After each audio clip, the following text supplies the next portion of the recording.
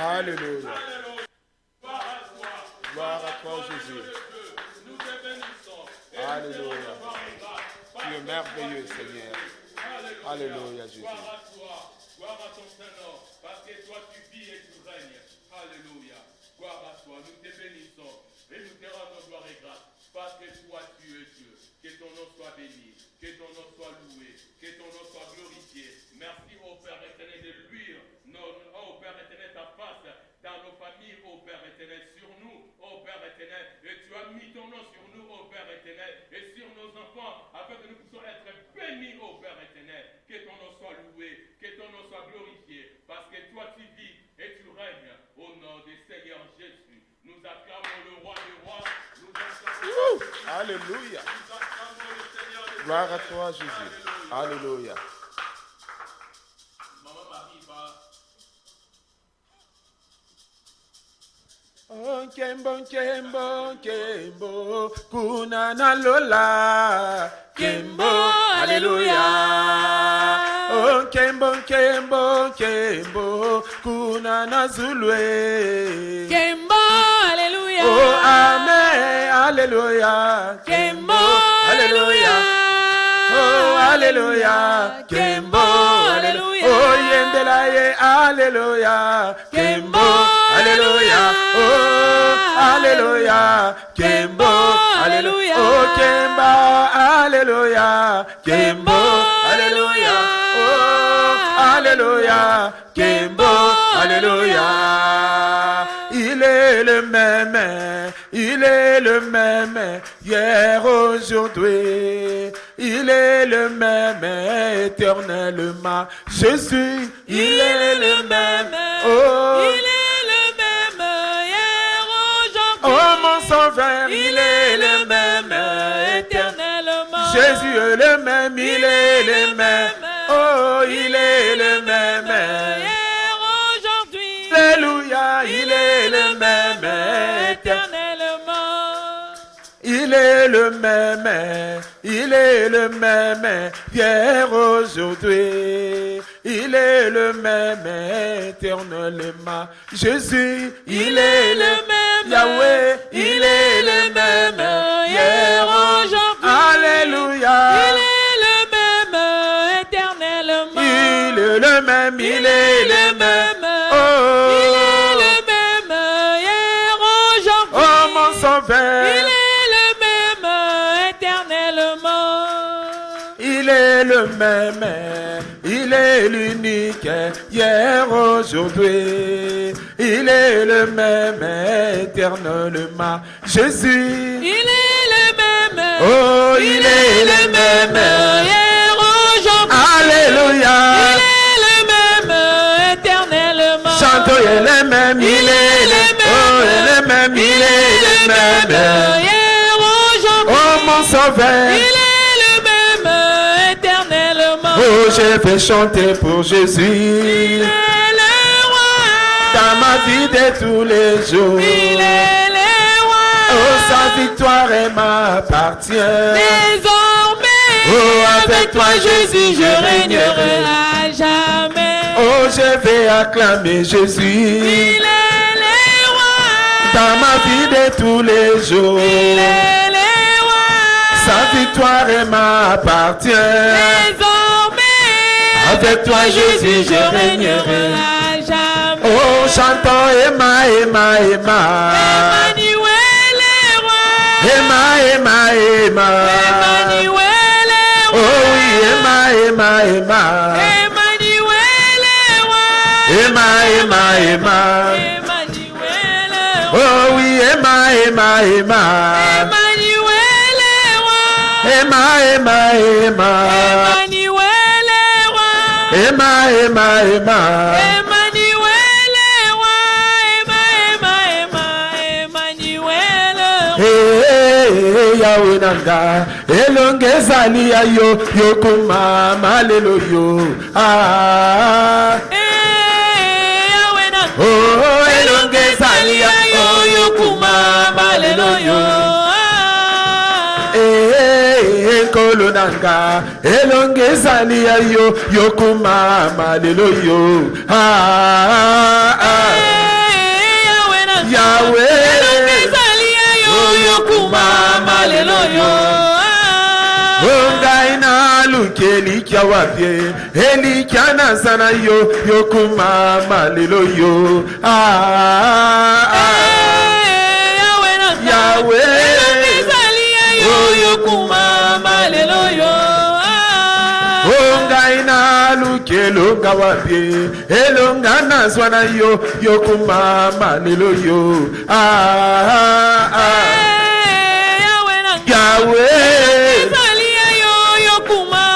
Yesuwe, Zambena ngayo, Yesuwe, yondeli kiana ngayo, Yesuwe, yomakasina ngayo, Yesuwe, yonde Zambena ngayo, Yesuwe, yondeli kiana ngayo, nataleli moto, lobi moto wako kufa, nalaleli nzete, lobi nzete kokwe ya Yahweh, lelo yo, dana belela na nye, lelo yo, yonde Nzambe nanga yo, Yahweh, lelo yo, yo motema nanga yo, Yahweh, Yesuwe, Nzamba Nzambe, Yesuwe, yonde longa nanga yo, Yesuwe, yonde likana nanga yo, Yesuwe, yonde Nzamba Nzambe,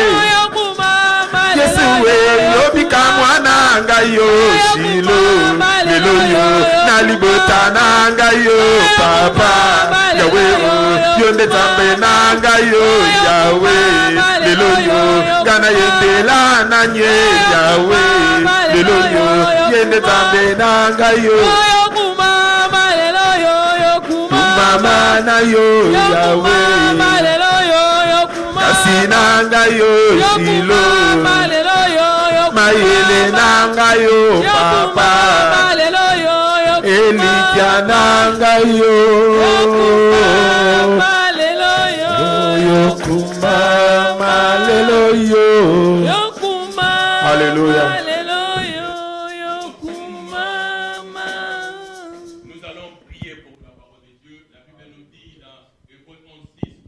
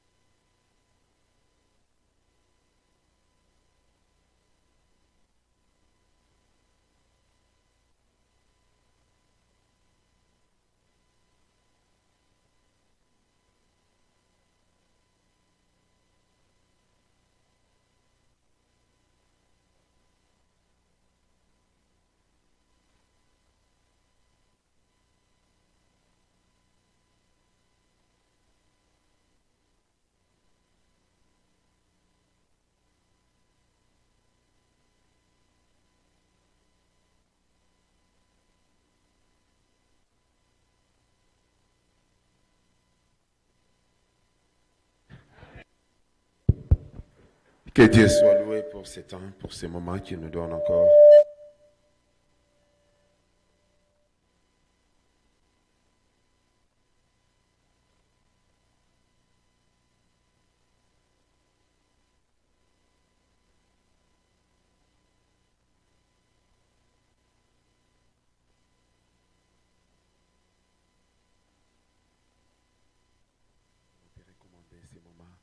Nous voulons, Seigneur notre Dieu, que toi seul tu sois élevé, Jésus, et que toutes tes choses soient pour ta gloire.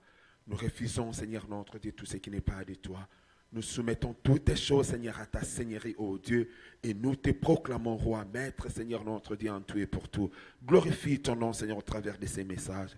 Au nom de Jésus, nous te prions avec action de grâce. Amen. Si nous pouvons encore une fois acclamer pour Jésus. Alléluia. Amen. Avant de commencer notre message, je voulais juste commencer d'abord par dire au peuple de Dieu, parce qu'il y a un verset qui depuis ce matin est en train de remonter au fond de moi. Nous l'avions lu, je crois, il y a 2 ou 3 dimanches passés, là où Paul était en train de dire à Timothée de ne pas être ignorant au sujet des destins du diable. J'ai comme l'impression que l'Église ou les enfants de Dieu n'arrivent pas à réaliser qu'est-ce qu'il y a derrière le Covid. Quel est le message de Dieu derrière cette pandémie?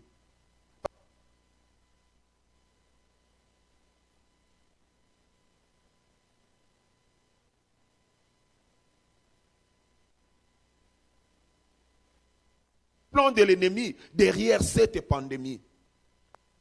Plan de Dieu.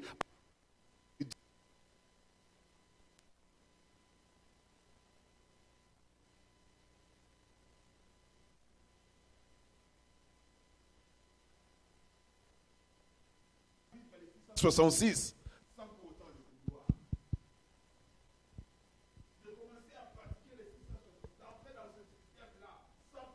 Avoir et sans pour autant le vouloir.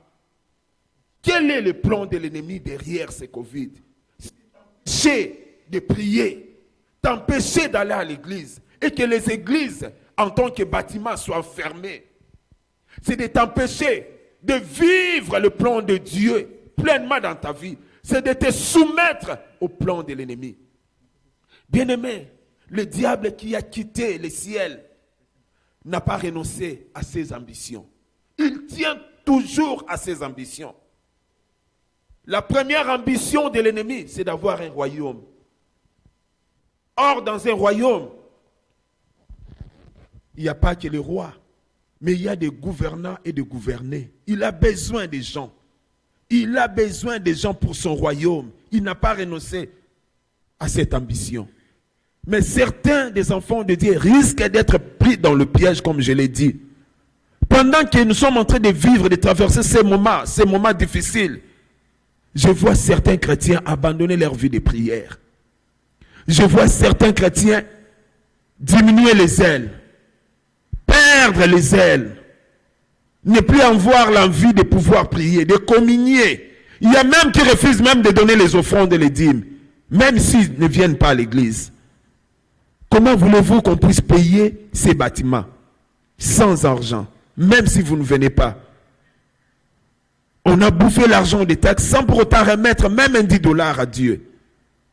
On a bouffé le reste. Vous avez pris, le gouvernement nous a donné, je ne sais pas moi, des 1200 et tout. On a tout bouffé sans même donner, penser à Dieu, même ne fût-ce qu'une action de grâce, parce que le Seigneur nous a gardés et continue à nous garder alors qu'il y a des morts autour de nous.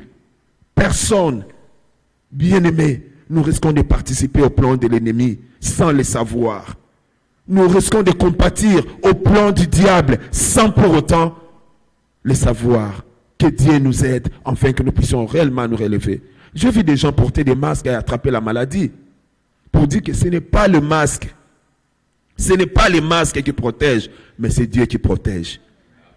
Amen. Dieu a dit pour mon amour, parce qu'il m'aime, parce qu'il connaît mon nom, je le protégerai. Je le protégerai. En dehors du masque, au-dessus du masque que tu portes pour te protéger, sache qu'il y a un Dieu. Et ce Dieu te regarde. Il a besoin que tu croies à lui, que tu espères à lui. Amen. Ne sois pas ignorant, parce que tu risques d'être pris. Le plan de l'ennemi pour ce monde présentement, c'est de créer le chaos. Alors tu risques de se retrouver dans la crise. La crise va entrer dans ta maison sans pour autant le savoir, parce que tu n'as pas payé tes dîmes, parce que tu n'as pas honoré Dieu avec tes offrandes, et la crise viendra et va entrer, s'installer dans ta maison. Tu vas connaître le chômage, tu vas commencer à connaître les problèmes, parce que le plan de l'ennemi pendant cette période, c'est de créer le chaos, la crise, afin de déclarer l'ordre mondial. Mais quand il y a un enfant de Dieu, même quand vont manquer de l'emploi, même quand les autres vont chanceler, vont connaître la crise, Dieu combattra pour toi, parce que toi tu as mis ta confiance en lui. La Bible déclare que celui qui se confie à lui n'est jamais confondu. Je continue à croire aux bontés de l'Éternel jusqu'en ces jours, et je sais que dans les jours à venir, la situation, bien aimée, croyez-moi, je ne suis pas un prophète de malheur, mais nous devons voir les choses telles que ça se présente devant de nous. Il y a des choses qui vont s'opérer. Il y a des moments difficiles que le monde va traverser. Et ça s'annonce. Ça s'annonce. Pendant que tu es en train de craindre le Covid, sache qu'il y a un ennemi plus puissant que le Covid, qui a même créé ce Covid-là, qui est en train de te suivre et veut t'abattre, veut t'empêcher d'entrer dans le royaume des cieux. Amen. Que Dieu soit loué. Nous allons prendre nos Bibles et nous allons lire.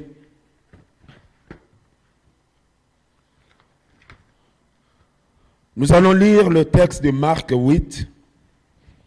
Et là, nous allons partir du verset 43 et nous irons jusqu'au verset 48. Marc 8, 43 à 48.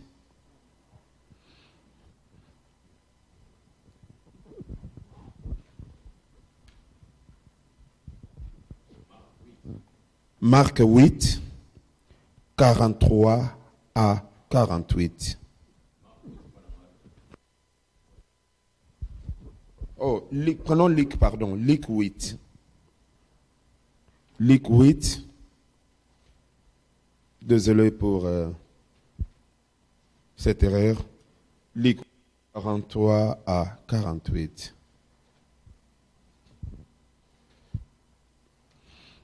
Nous allons lire. C'est une histoire qui est connue. C'est une histoire que nous parlons, nous partageons. Mais aujourd'hui, Dieu a quelque chose à nous communiquer par rapport à cette histoire. Je vais lire la parole de Dieu. Luc 8, 43 à 48. Or, il y avait une femme atteinte d'une perte de sang depuis 12 ans et qui avait dépensé tout son bien pour le médecin sans qu'aucun n'ait pu la guérir. Elle s'approcha par derrière et toucha le bord du vêtement de Jésus. Au même instant, la perte de sang s'arrêta. Et Jésus dit, qui m'a touché?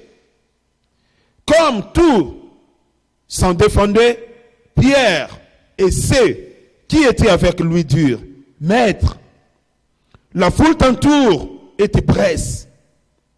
Et tu dis, qui m'a touché? Mais Jésus répondit, quelqu'un m'a touché, car j'ai connu qu'une force était sortie de moi. La femme, se voyant découverte, vint toute tremblante, se jeter à ses pieds et déclara devant tout le peuple pourquoi elle avait touché et comment elle avait été guérie à l'instant. Jésus lui dit, ma fille, ta foi t'a sauvée, va en paix. Amen. Cette femme était en train de souffrir. Elle était malade. Et la Bible nous dit, 12 ans durant, cette femme était malade. Elle était atteinte d'une perte de sang. Mettez-vous un peu à la place de cette femme. 12 ans durant, cette femme souffrait de la perte de sang. Ce qui était étrange, cette femme avait pris le courage, alors qu'en réalité, en Israël, pendant cette période, quand la femme est dans cet état, pendant la période, elle était considérée comme impure. Mais imaginez que pour cette femme, c'était la vie de tous les jours. C'est-à-dire que cette femme souffrait du jour au lendemain. C'était devenu une identité. C'était devenu une vie de tous les jours. Donc, elle était déconsidérée à un niveau où vous n'avez pas l'idée. Elle ne pouvait pas s'approcher des gens parce qu'elle était considérée comme impure. La Bible n'a pas donné tous les détails par rapport à sa vie. Mais le simple fait de dire que pendant qu'une femme est en train de couler ou de faire couler du sang, elle est considérée comme impure. J'essaie un peu d'imaginer la désolation. J'essaie un peu d'imaginer la souffrance de cette femme. J'essaie un peu d'imaginer l'état de cette femme pendant 12 ans durant. Il y a des gens, tout simplement parce que on l'a diagnostiqué avec un cancer, ils retournent à la maison et ils prennent du poison et ils préfèrent mourir que de souffrir pendant longtemps à cause du cancer, à cause d'une situation. Dernièrement, j'étais en train de suivre un document. Il y a une femme, une star américaine de Hollywood qui s'est jetée à partir du 8e niveau de l'immeuble où elle habitait. Et elle est tombée par terre et elle est morte sur place. On a cherché la cause. On a vu que 2 jours avant, elle était partie voir le médecin. Parce qu'elle ne se sentait pas bien. Elle foi pour un état qui n'était pas bon. Alors, ça commençait à la déranger. Alors, quand elle est partie voir le médecin, les diagnostics étaient sortis. On a trouvé qu'elle a commencé à développer l'épilepsie. Elle était devenue épileptique. Elle a dit, moi, épileptique. Elle est retournée. 2 jours, elle n'a pas pu supporter. Elle a préféré se jeter pour mourir que d'être épileptique. Mais cette femme est restée 12 ans durant. La Bible nous dit même qu'elle est partie voir le médecin. Donc il n'y avait pas d'issue pour sa maladie. Il n'y avait pas de solution pour sa maladie. C'était le désespoir. Même la médecine ne pouvait pas la guérir. Pour dire que c'était un cas. Et quand on arrive à ce niveau-là, imaginez un peu le reste de sa vie. Vivre sa vie comme ça. Vivre en quarantaine. Il y a des gens qu'on a mis en quarantaine pendant le Covid, mais ils ont craqué. Ils ont craqué. Nous avons des commentaires, nous suivons des images à la télé. Nous voyons comment les gens ont craqué à la maison. Ils n'arrivent plus. Même les enfants commencent à développer des comportements bizarres, tout simplement parce qu'ils sont enfermés des jours et des jours à la maison sans pour autant sortir. Mais cette femme souffrait. Elle était atteinte d'une maladie qui l'a condamnée pendant 12 ans. Le thème de notre message d'aujourd'hui, c'est la condamnation satanique. La condamnation satanique. S'il faut définir la condamnation, je suis allé voir dans le dictionnaire Larousse. On a d'abord commencé par donner les synonymes du mot condamnation. Larousse nous dit que condamnation, c'est une sentence. Condamnation, c'est une peine. C'est un jugement. C'est un verdict. Elle ajoute en disant, la condamnation, c'est l'action de condamner quelqu'un, quelque chose.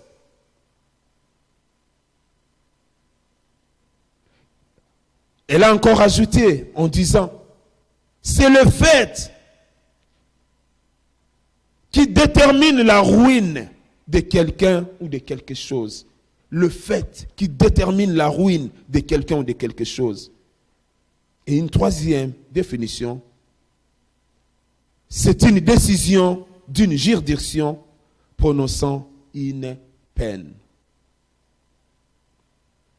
C'est ça la condamnation.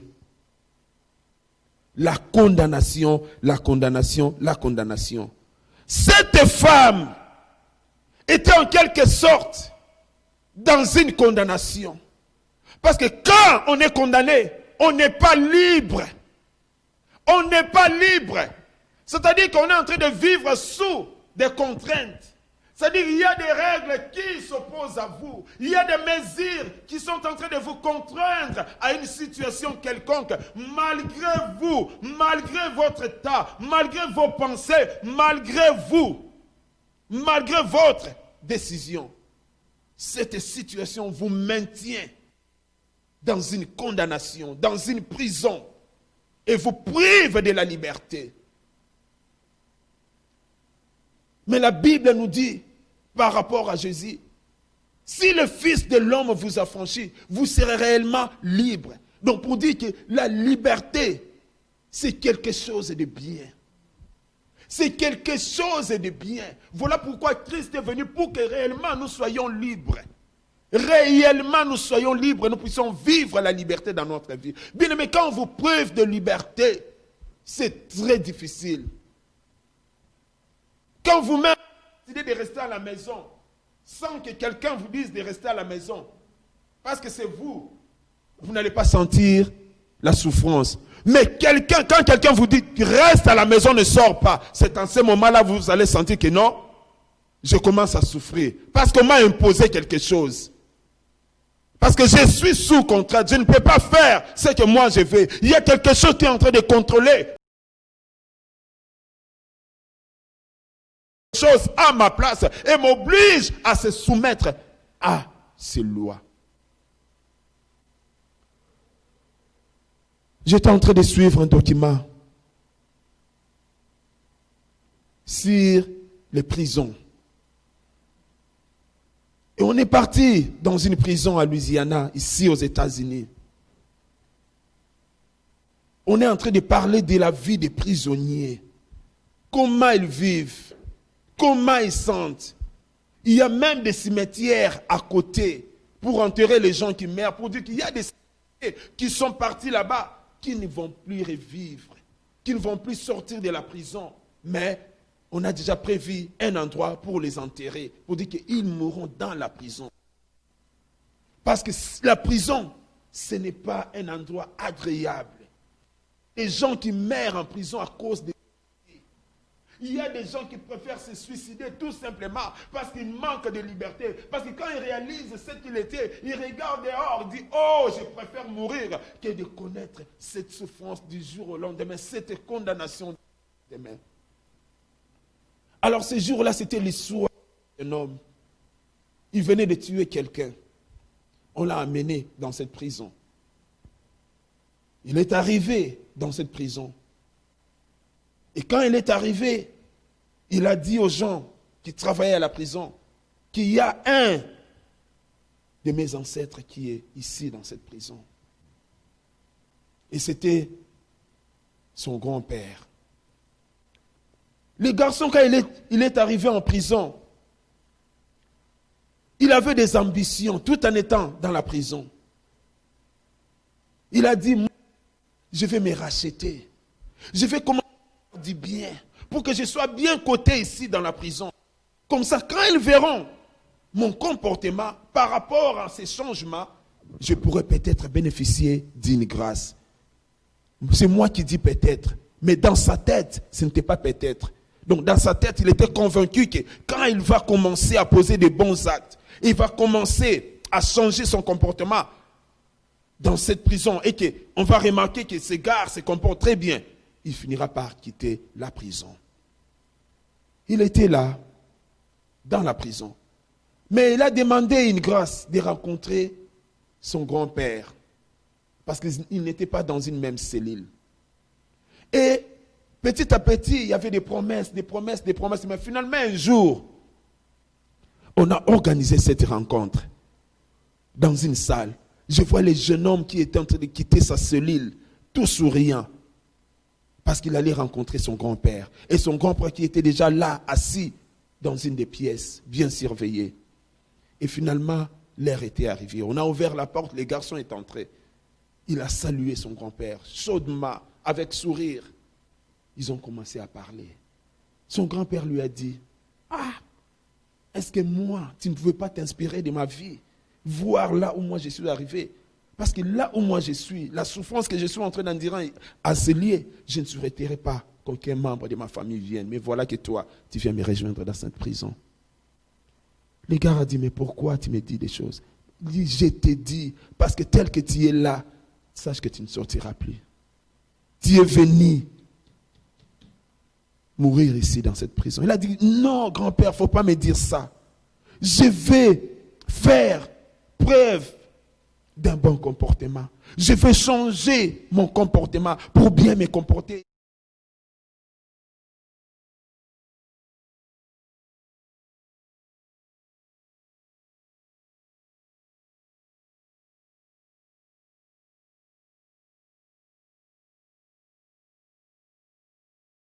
C'est que non, c'était la fin de sa vie et que l'histoire allait s'arrêter désormais dans cette prison. Cette femme était dans la prison. Cette femme était condamnée. Rien ne pouvait changer sa vie. Il était condamné à vivre comme ça, dans cette situation. Mais des fois, quand il y a la prison, il y a la condamnation, nous cherchons à savoir pourquoi cette condamnation. Pourquoi cette condamnation? Pourquoi est-ce que je dois vivre dans la condamnation, bien-aimé? Ou des fois, tout simplement, nous sommes ignorants de notre situation. Nous ne savons pas que nous sommes condamnés. Mais le fait d'être ignorant ne t'épargne pas de la prison satanique.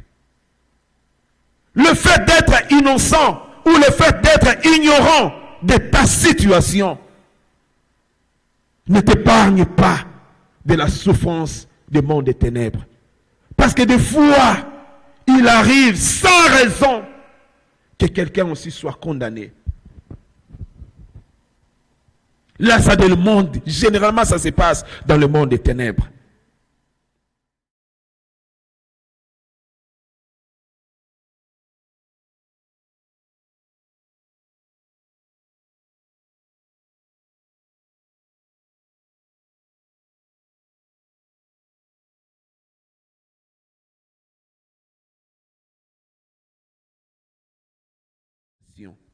Ézéchiel 18, le verset 2.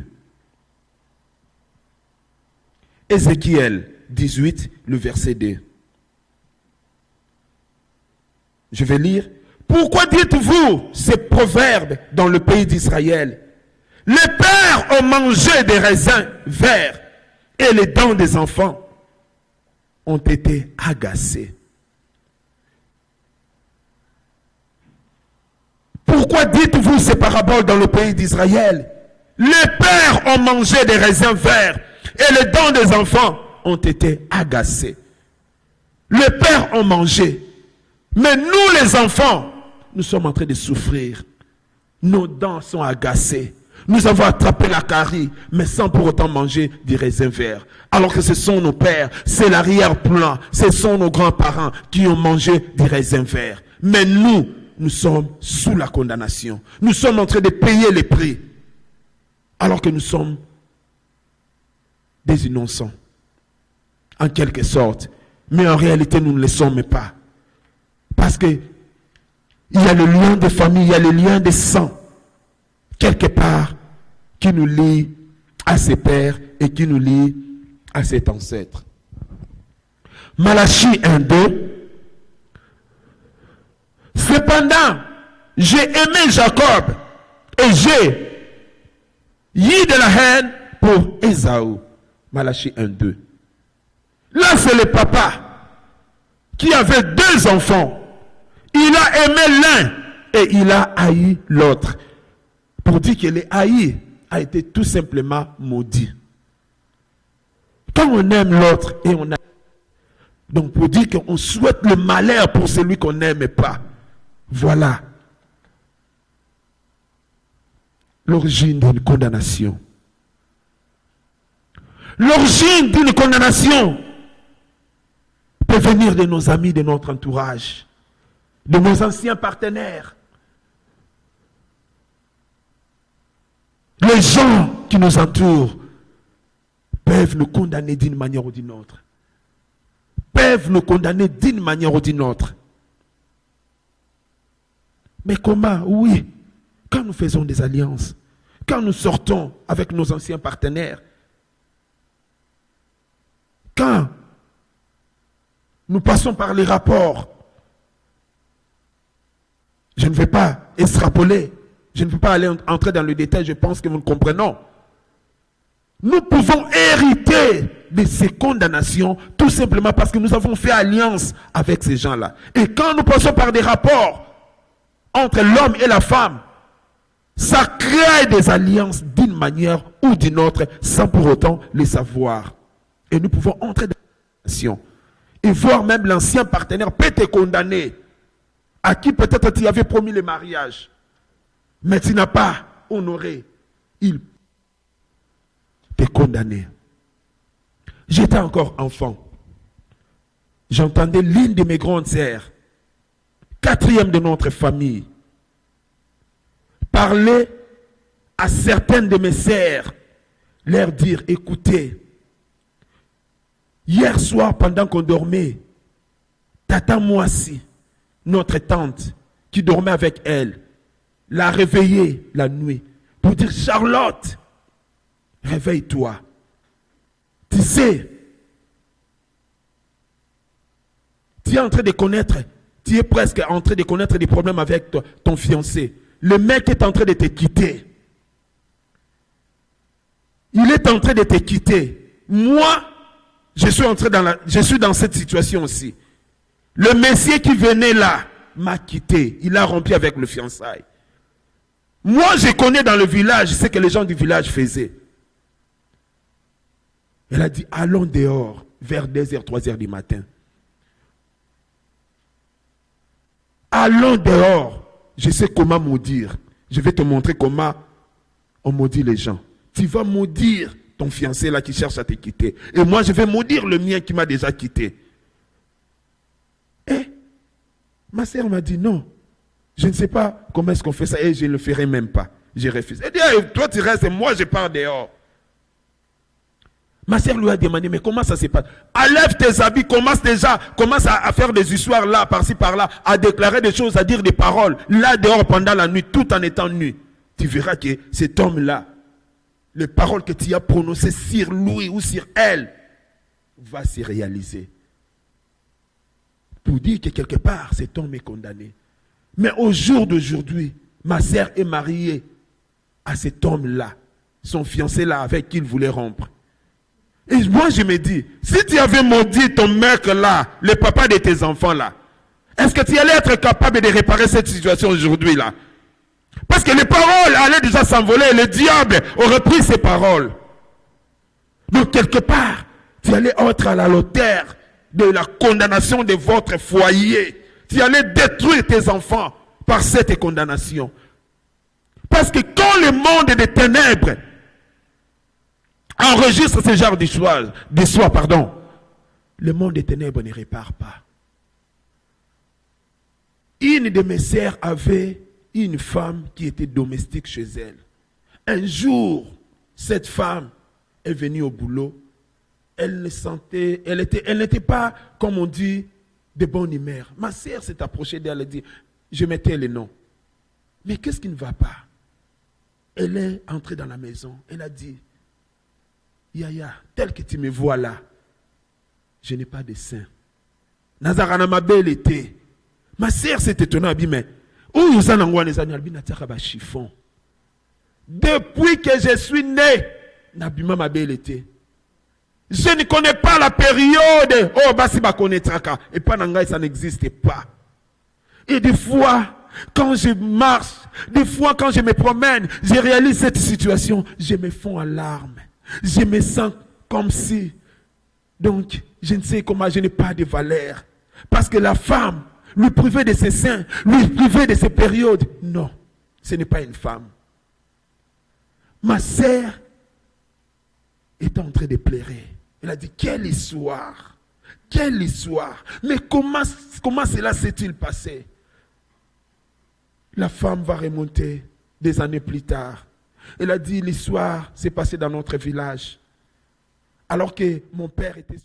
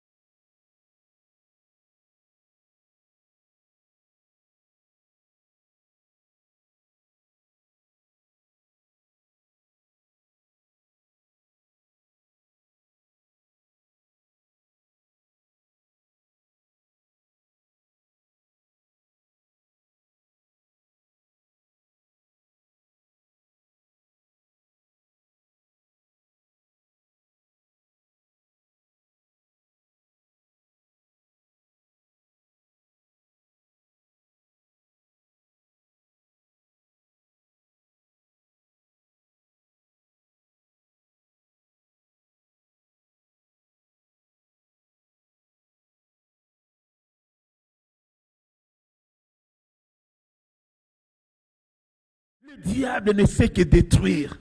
Le diable ne sait que détruire. Et quand il détruit, il ne répare pas. Mais il y a un Dieu. Il y a un Dieu quelque part.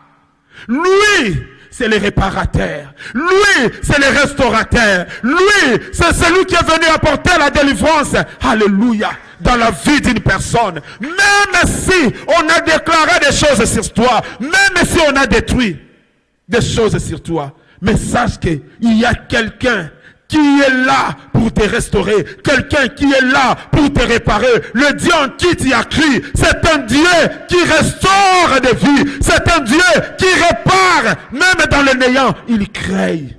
Alléluia. J'aime ce Dieu. Cette femme vivait dans la condamnation. Et la troisième source, ou la deuxième, parce que la première, je dis, ce sont nos parents, notre arrière-plan. Et la deuxième source, c'est nous-mêmes. Nous-mêmes, nous pouvons être à la hauteur de notre malédiction. Nous-mêmes, nous pouvons être des sources de notre malédiction. Genèse 19, 33 à 38. Genèse 19, 33 à 38. J'aimerais que nous puissions lire Genèse 19, 33 à 38. Je vais lire. Elles firent donc boire du vin à leur père cette nuit-là. Et l'aîné alla coucher avec son père. Il ne s'aperçut ni quand elle se coucha, ni quand elle se leva. Le lendemain, l'aîné dit à son plus jeune, voici, j'ai couché la nuit dernière avec mon père. Faisons-lui boire du vin encore cette nuit. Et va coucher avec lui, afin que nous conservions la race de notre père. Elles firent boire du vin à leur père, encore cette nuit-là. Et la cadette alla coucher avec lui. Il ne s'aperçut ni quand elle se coucha, ni quand elle se leva. Les deux filles de Lot devinrent enceintes de leur père. L'aîné enfanta un fils qu'elle appela du nom de Moab. C'est le père des Moabites jusqu'en ce jour. La plus jeune enfantant aussi un fils qu'elle appela du nom de Ben-Ami. C'est le père des Ammonites jusqu'en ce jour. Bien-aimés, si nous lisons l'histoire de Moab et des Ammonites, c'est un peuple maudit. Maudit à un niveau où tu n'as pas l'idée. La malédiction de la plante des pieds jusqu'à la tête. Ils sont maudits. Et quand vous lisez l'histoire, vous allez un peu plus loin, vous verrez que Rith avait quitté à un certain moment Israël pour aller vers les Moabites, un peuple maudit. Et vous connaissez le sort de Rith, qui était parti là-bas. de Naomi, pardon. Parce que Ruth, c'est elle qui a changé, qui est venue changer la donne. Donc, c'est Naomi plutôt qui avait quitté avec son mari pour aller vers le peuple de Moab. Et vous connaissez la suite, ce qui lui était arrivé. Donc, pour dire que quelque part, des fois, nous pouvons être aussi l'auteur de notre condamnation par nos actes. Nous pouvons aller consulter des magiciens. Nous pouvons aller faire, je ne sais pas moi, des pactes avec le monde des ténèbres sans le savoir. Par notre occultisme, nous pouvons aussi condamner notre propre vie. Alors, dans la vie de cette femme, comment nous constatons cette condamnation dans la vie de cette femme? La Bible ne nous parle pas de son origine. La Bible ne nous dit pas comment est-ce que cette femme a hérité de la malédiction, de la condamnation satanique dans sa vie. Mais la Bible nous raconte seulement l'histoire de cette femme. Nous ne savons pas, c'est elle ou c'est l'arrière-plan qui était à la base de sa condamnation. Mais qu'est-ce qu'on a constaté dans la vie de cette femme? Quand il y a la condamnation dans la vie d'une personne, la première des choses, la personne commence à développer des maladies bizarres.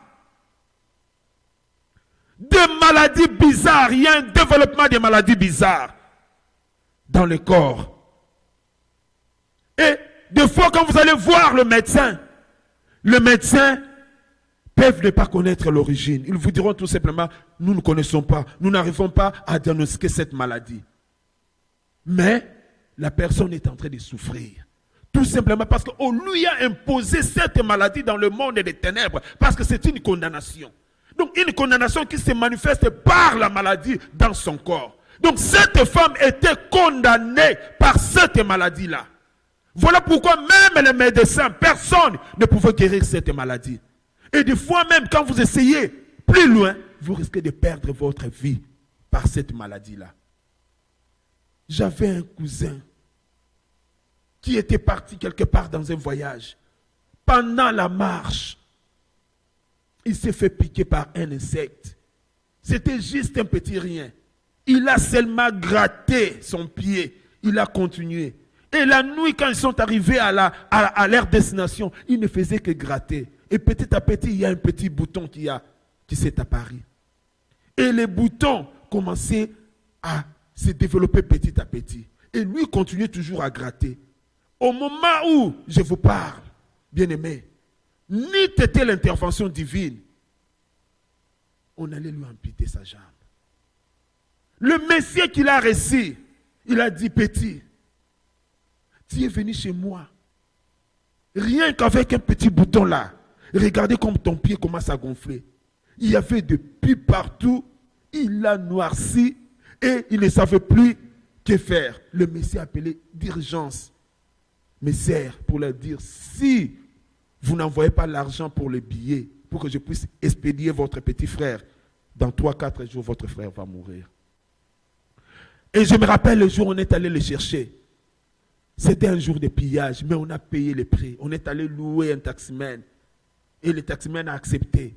Parce qu'il y avait des tirs, des fusils à l'époque, des l'IDPS, des marches et tout, et tout, et tout. Mais on est arrivé quand même à l'aéroport. On l'a pris.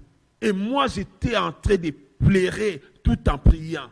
J'étais en larmes quand je l'ai vu. Je l'ai tenu par la main. J'ai prié avec des larmes aux yeux.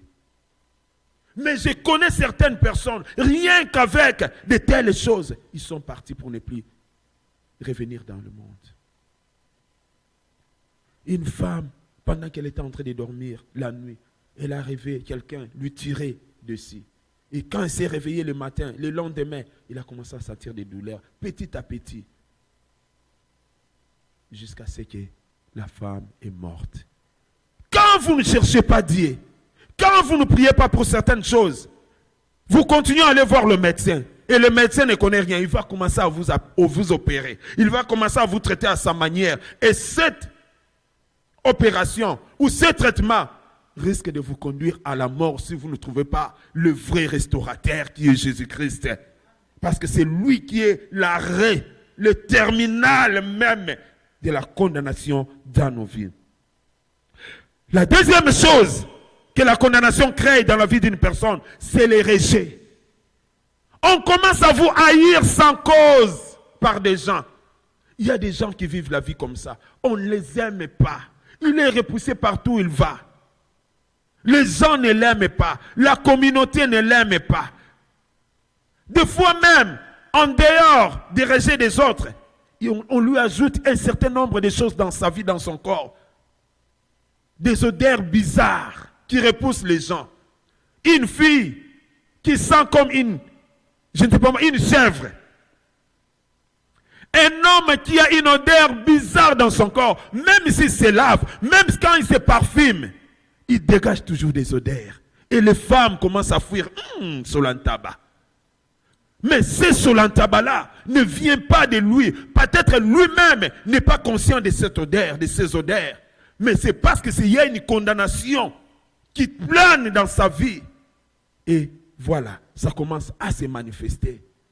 Il y avait une fille, et chaque fois qu'il trouvait un fiancé, c'était toujours l'abandon. Et la dernière fois qu'il a trouvé un fiancé, le fiancé hésitait toujours pour la marier. Le fiancé hésitait toujours. La fille a commencé à demander au garçon, mais qu'est-ce qui ne va pas? Et finalement, ce garçon était honnête. Il a dit, quand chaque fois que tu t'approches de moi, la fille dit, c'est vrai, mais je me lave bien, je me parfume. Et elle-même ne sentait pas cette odeur. Et la fille est allée voir un homme de Dieu. Effectivement, c'était vrai. On a commencé à prier. On a amorcé des séances de délivrance. Et finalement, elle a été délivrée pour être mariée par son mari. Je connais un cas pareil à Kinshasa. Une femme qui était déjà mariée avec son homme et avec qui ils avaient déjà eu des enfants. Mais à un certain moment, l'homme ne pouvait plus supporter la femme. Chaque fois qu'elle était en rapport sexuel avec sa femme sentait l'odeur yambisi. Un jour, pendant qu'on priait dans une séance de prière, la femme était tombée. On a commencé à prier sur elle. Et on a vu que dans sa famille, sa maman, elle était mbanda à une autre. Et la femme mbanda là avait pris cette fille et parti la mettre en dessous des eaux. Nasi amai bazui libanga bafinika ye. Mbisi nasi amai azo pula. C'est-à-dire que chaque fois qu'elle était en contact avec son mari, c'est pendant ces moments-là qu'elle dégageait cette odeur-là. La femme est rentrée en pleurant chez elle à la maison. Elle a dit à son mari, mais pendant tout ce temps, j'étais avec toi. Tobo ta même banabi, oh oui, au départ, tu ne sentais pas. Mais à un certain moment, j'ai commencé à sentir cette odeur. Ah, mais comment est-ce que tu me supportais? L'homme dit, tu étais ma femme, je t'aimais. Et nous étions un couple chrétien. Je savais qu'il y avait un problème, qu'il y avait un ça ne va pas, que ça allait s'arrêter un jour. Voilà que tu es délivré. Oh Yahweh, alléluia. Bien-aimé, le monde est méchant. Le diable méchant, le diable ne t'aime pas. Le diable ne t'aime pas. Il a créé les rejets pour que tout le monde puisse commencer à rejeter cette femme. Et quand vous commencez à vivre les rejets comme ça, vous pouvez vous donner la mort. Parce que les gens ne vous aiment pas. Je connais des gens qui ont vécu dans des situations pareilles, qui ont fini par se donner la mort, tout simplement parce qu'il a été rejeté par telle ou telle personne. La troisième chose, quand on est en train de vivre sous la condamnation, il y a le blocage. On est en train de faire du surplace, on n'avance pas. Il n'y a pas de progrès dans sa vie. Cette femme a été condamnée. Cherchant la guérison, elle ne pouvait pas trouver la guérison parce qu'il y avait la condamnation qui planait sur sa vie. Elle était toujours là en train de saigner. Elle était toujours là en train de saigner.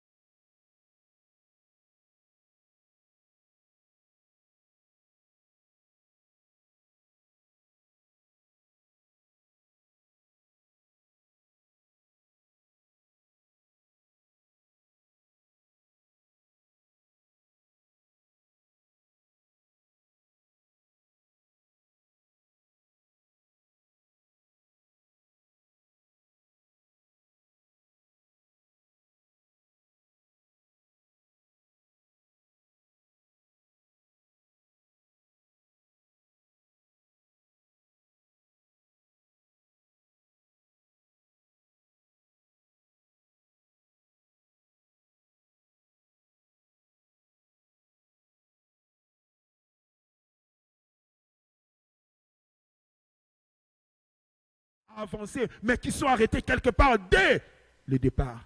C'est ce qui arrive quand on est dans la condamnation. On est avancé parce que la condamnation vous limite à un certain niveau. Imaginez quelqu'un dans une prison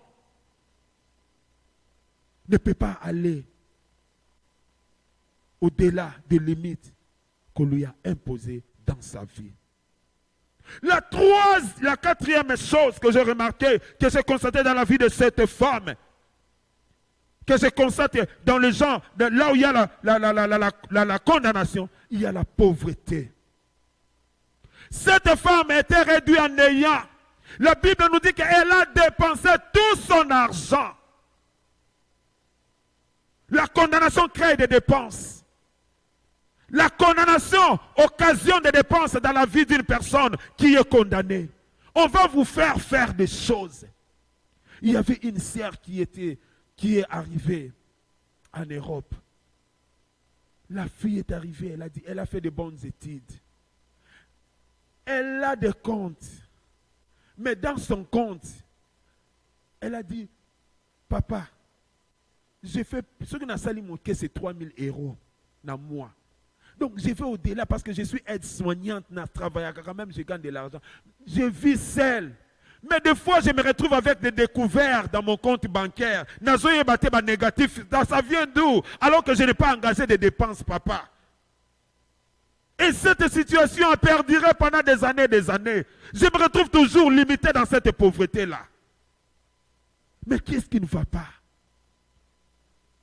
Sœur, entre dans le prière.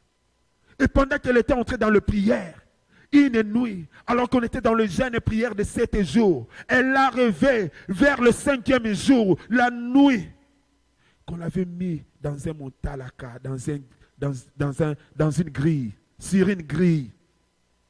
Alors je me suis vu dans un likola montalaka. Le talaka est suspendu à l'air.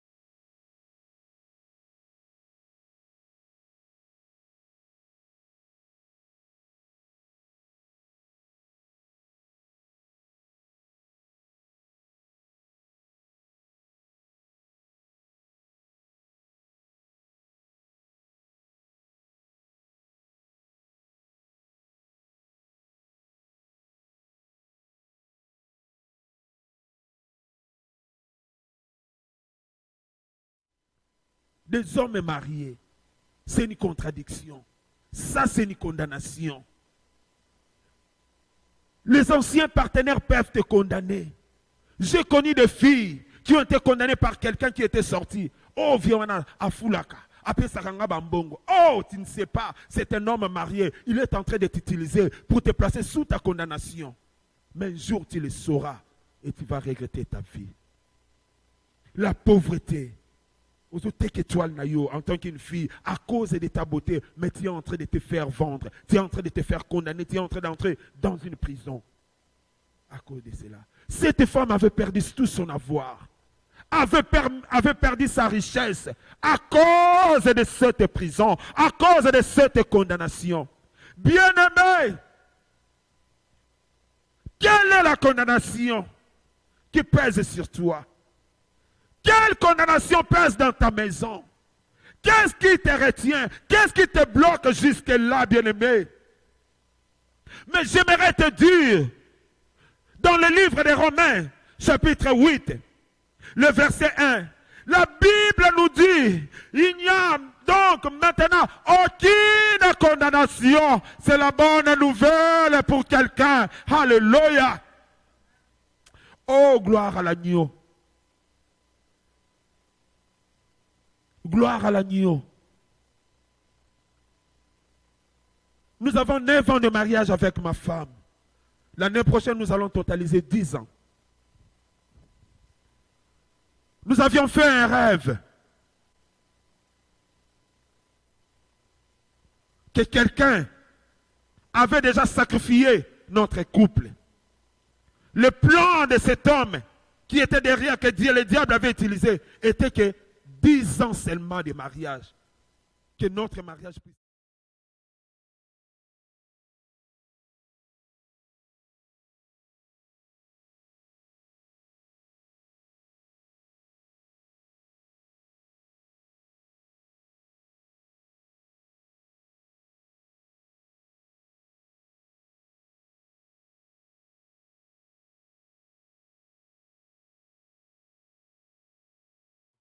Le Seigneur m'a révélé la personne parce que c'était un combat transféré. Le combat en tel que j'étais en train de vivre, qui était en train de courir derrière moi, a commencé quand j'étais à l'université. Et cette personne qui m'a apporté la prophétie a dit, ce combat a commencé quand tu étais à l'université. C'était un combat transféré. On t'a transféré le combat en question. Le Seigneur m'a révélé la personne. Bien-aimé, tu ne peux pas haïr la personne. S'il te demande de l'argent, donne-lui. S'il te demande à manger, donne-lui à manger avec sourire. Le Seigneur m'a dit, envoie-lui seulement le passage de 2 Colossiens, 2:14. J'ai écrit le texte en question sur WhatsApp, je lui ai envoyé. Qu'est-ce que Colossiens 2:14 dit? Il a effacé l'acte dont les ordonnances nous condamnaient et qui subsistait contre nous. Il l'a détruit en le clouant à la croix. Bien-aimés, nous sommes plus que vainqueurs devant le combat de l'ennemi. J'ai connu pas mal de combats dans ma vie. J'ai vu des combats dans ma vie, mais le Seigneur m'a toujours donné la victoire. Je suis plus que vainqueur. Je ne me laisserai pas faire. Je ne veux pas entrer en conflit avec mes ennemis. Parce que quand j'entre en conflit avec eux, je leur donne la victoire. Je leur donne la force. Alors que moi, je connais, c'est lui qui m'a appelé. Il est plus que vainqueur. Et il m'a rendu plus que vainqueur devant le plan de l'ennemi.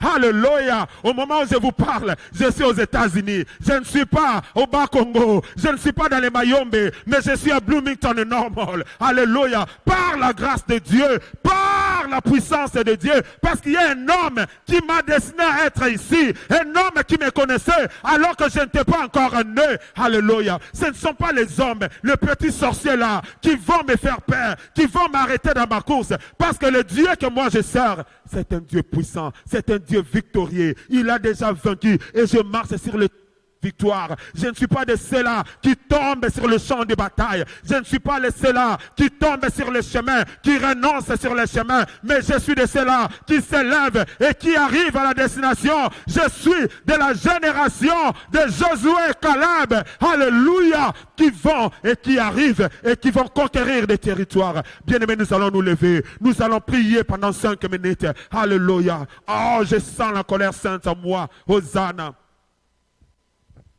N'êtes-vous pas vaincu? Alléluia. Quelle est cette condamnation? Qui t'a condamné?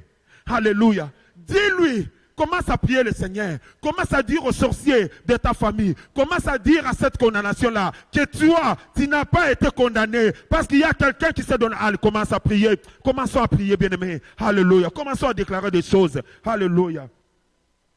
Alléluia. Il n'y a plus de condamnation sur toi.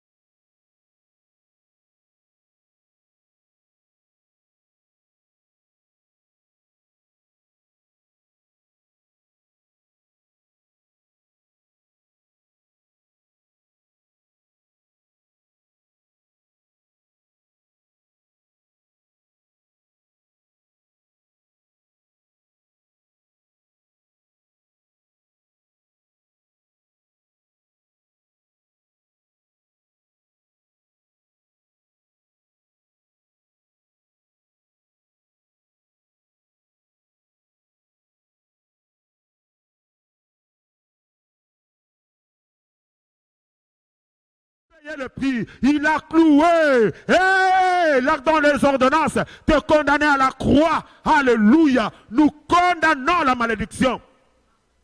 Nous condamnons toutes les choses, les maladies, Seigneur notre Dieu, imposées par le monde des ténèbres dans nos maisons. Nous les chassons, nous les refusons au nom de Jésus. Cette maladie ne me tuera pas. Cette maladie ne m'amènera pas à la mort. Cette situation ne va pas m'engloutir parce que c'est lui qui m'a appelé. Oh, Rabasanta Rababobo, alors m'a dit, ils me feront la guerre, mais ils ne me vaincront pas. Je proclame la victoire dans ta vie. Je proclame toi dans ta maison, alléluia, que tu vives la gloire de Dieu, que tu vives la gloire de Dieu, que tu sois libéré, que ton mari soit libéré, que tes enfants soient libérés, au nom de Jésus, au nom de Jésus, au nom de Jésus, au nom de Jésus, alléluia, que les condamnations tombent sur ta vie, au nom puissant de Jésus. Alléluia, Hosanna Yahweh, Alléluia, Rabababa, Rokotorobo Sente, Rokotorobo Sinta Rabababa, Rokotorobo Sinta, Alléluia, au nom de Jésus, au nom de Jésus, Alléluia, mon mari ne se soldera pas par un divorce, parce que le monde des ténèbres a décidé, alléluia, mais moi, avec ma femme, oh, c'est une affaire de Dieu, c'est une alliance avec Jésus, il n'y aura pas de divorce, il n'y aura pas de mort, alléluia, je proclame que nous irons au-delà de 10 ans, de 20, 30, 50 ans de mariage, au nom de Jésus, alléluia, au nom de Jésus, gloire à l'Éternel, alléluia. Bien-aimé, tu vas prier pour le Covid. Il y a un danger qui est en train de guetter le monde, mais les gens sont voilés. Nous allons prier. déclarer des choses par rapport à la crise que le monde veut créer. Prie le Seigneur. Dis, déclare des choses, que la crise n'entrera pas dans ta vie, ni dans ta maison. Tu ne manqueras de rien. Tu ne manqueras pas un travail. Déclare ces choses contre le monde des ténèbres au nom puissant de Jésus. Prions le Seigneur. Alléluia. Seigneur, le Covid ne prendra pas le dessus. Le plan de l'ennemi, Seigneur, derrière, Seigneur, notre Dieu, cette pandémie ne prendra pas, Seigneur, notre Dieu, le pouvoir sur moi. Je déclare qu'il n'y aura pas la crise dans ma maison, qu'il n'y aura pas de malades dans ma maison, qu'il n'y aura pas de morts dans ma maison, qu'il n'y aura pas la sécheresse dans ma maison. Je ne manquerai pas le travail. Tout plan de l'ennemi, Seigneur, tout complot du diable contre ma vie, contre mon travail, contre ma maison, contre mes greniers, contre mes comptes, Seigneur, notre Dieu, soit maintenant annulé. Au nom de Jésus, au nom de Jésus, ni le plan de l'ennemi contre ma maison pendant cette période, dans la maison d'une personne, j'annule, Seigneur notre Dieu, alléluia, l'agenda de l'ennemi, au nom puissant de Jésus, que gloire te revienne, car tu es Dieu, tu es un Dieu puissant, alléluia, Hosanna Seigneur en ton nom. Seigneur, j'annule le plan de l'ennemi, dans la vie d'une personne, Seigneur notre Dieu. J'annule le calendrier de l'ennemi, Seigneur. Lié, Seigneur notre Dieu, au plan du diable, contre la vie d'une personne, contre la maison, Seigneur notre Dieu, d'une personne. Et c'est là au nom puissant de Jésus. Merci, Seigneur, de nous donner ta victoire. Nous bénissons ton nom et nous te disons merci. Amen, amen, amen. Nous acclamons très fort le Seigneur.